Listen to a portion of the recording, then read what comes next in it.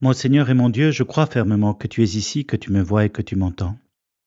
Je t'adore avec profonde révérence et je te demande le pardon de mes péchés afin de recevoir la grâce de faire ce moment de prière avec toi. Ma Mère Immaculée, Saint Joseph, mon Père et Seigneur, mon ange gardien, intercédez pour moi. Aujourd'hui, toi et moi, nous découvrons une des qualités que Jésus apprécie particulièrement. C'est la franchise. Parce que, en rencontrant Nathanaël, il s'exclame: En voilà un de Israélite qui n'a pas de ruse en lui. Il attend que nous soyons francs, sincères, d'un seul tenant, que nous n'ayons pas de mensonges en nous, de biais, d'arrière-fond, d'arrière-pensée, cachée, rusée, malveillante. Jésus aime la franchise. Et on a l'impression qu'il accueille Nathanaël avec beaucoup de chaleur. En voici un, bravo! Et Nathanaël est tout surpris de cet accueil chaleureux. Il lui demande pourquoi. Et Jésus répond, comme nous l'avons expliqué par ailleurs, en évoquant ce qu'il faisait sous le figuier. Ce travail de l'écriture, de la parole de Dieu, avec enthousiasme, avec force, avec conviction, que Nathanaël devait certainement faire en contact avec d'autres, et qui s'exprimait avec ce symbole du figuier. Toi et moi, il nous faut chercher à être sincères, francs, loyaux, avoir cette pureté d'intention et d'âme, de comportement, qui fait que nous sommes d'un seul tenant. Et comme tous les objets qui sont d'un seul tenant, du coup nous sommes solides.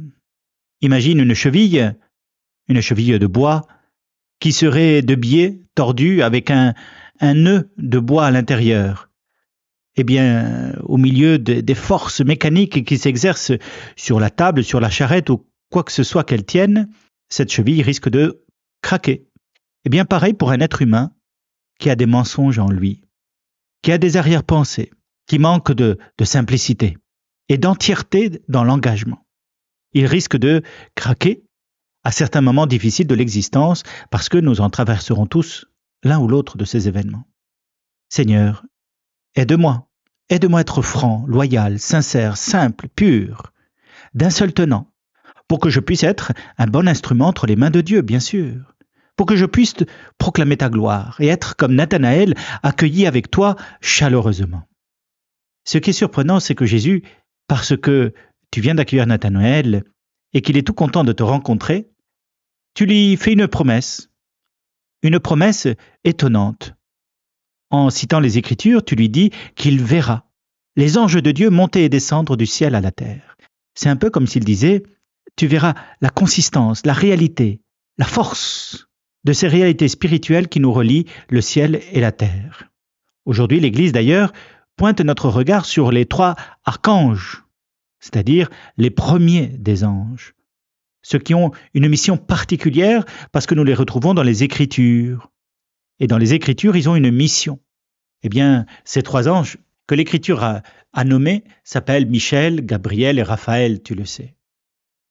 Et qu'est-ce qu'un ange?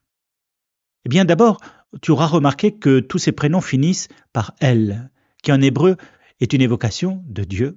Oui, ils se rapportent à Dieu. Toutes ces créatures ont une identité qui se rapporte à Dieu. Et ça nous rappelle que nous aussi, créatures de Dieu, nous avons en nous une identité divine, puisque nous sommes faits à son image, qui nous appelle à rapporter à Dieu tout ce que nous faisons. D'abord, ça c'est leur nature. Ils vivent pour Dieu et pour lui. Et aussi, ils sont messagers de Dieu. Ils apportent Dieu aux hommes et ils créent ce lien entre le ciel et la terre, bien mystérieux, spirituel, invisible. Si vous cherchez à le voir, vous ne le verrez pas, mais réel. Il suffit d'être un peu attentif à ce qui se passe dans notre esprit pour comprendre que parfois nous avons des inspirations, des idées qui sont tout à fait surprenantes, qui ne viennent pas de nous, qui s'imposent à nous. Mais au-delà de cet effet un peu mystérieux de l'action des anges, il y a ce qu'ils ont accompli véritablement à travers les Écritures. Et comment, eh bien, chacun de ces anges a pu accomplir une mission de Dieu. On pourrait, et j'espère qu'on te l'a déjà dit quelquefois, on pourrait nous appeler des anges, nous aussi. Tu es un ange, parce que tu as fait quelque chose au nom de Dieu de tellement bon, de tellement aimable, de tellement doux, de tellement rempli de charité, que les gens t'appellent un ange. C'est beau de considérer comment, dans l'Église antique, on appelait les évêques les anges de leur Église. Parce que, comme nous l'avons dit, ils vivaient orientés vers Dieu et ils en prenaient soin.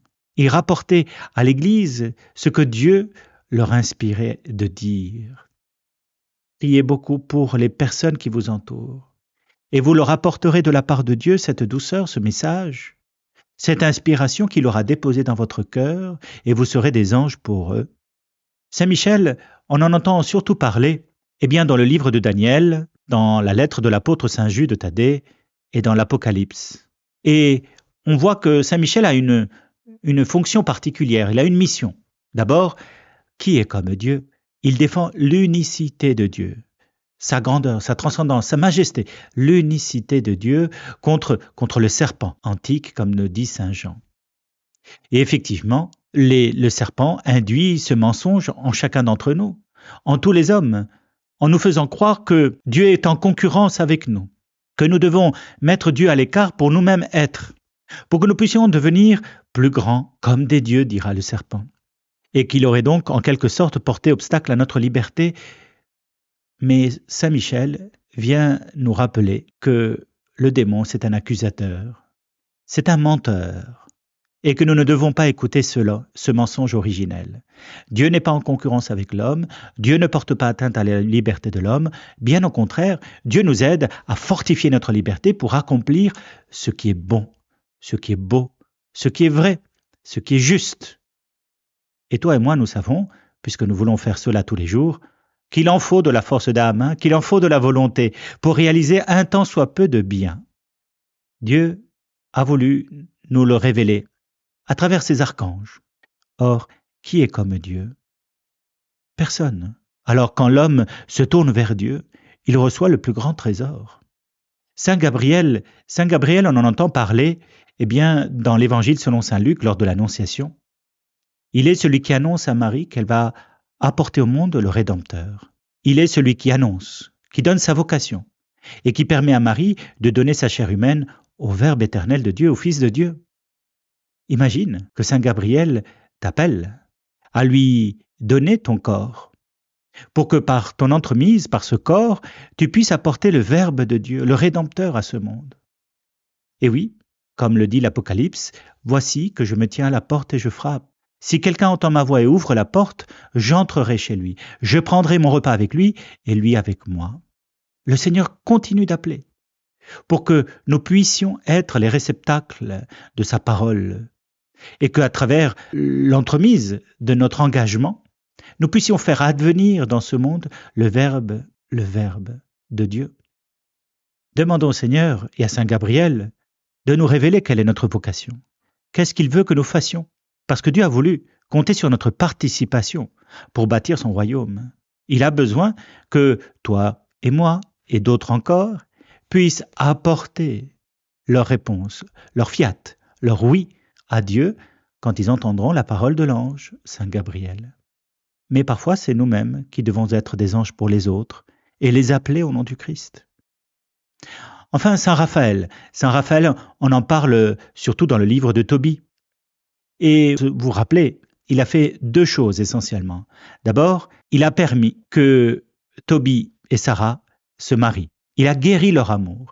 Il a chassé les démons qui déchiraient et détruisaient cet amour. Et il purifie l'atmosphère entre les deux pour leur donner la capacité de s'accueillir et de se donner mutuellement. Eh bien, c'est la même chose pour Jésus. Il est venu dans le Nouveau Testament guérir la relation de l'homme et de la femme qui acceptent de s'accueillir dans leur amour rédempteur. Oui, il faut du temps pour que l'amour d'un homme et d'une femme devienne salvateur, c'est-à-dire guérisse les blessures de l'un ou de l'autre et les rétablisse dans la plénitude de l'amour, confiant, fragile peut-être, mais réel.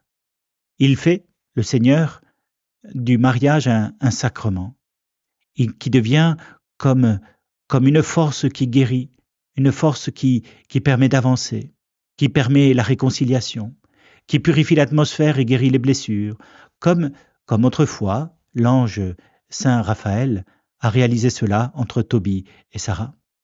Mais la deuxième mission, c'est que l'archange guérit les yeux aveugles.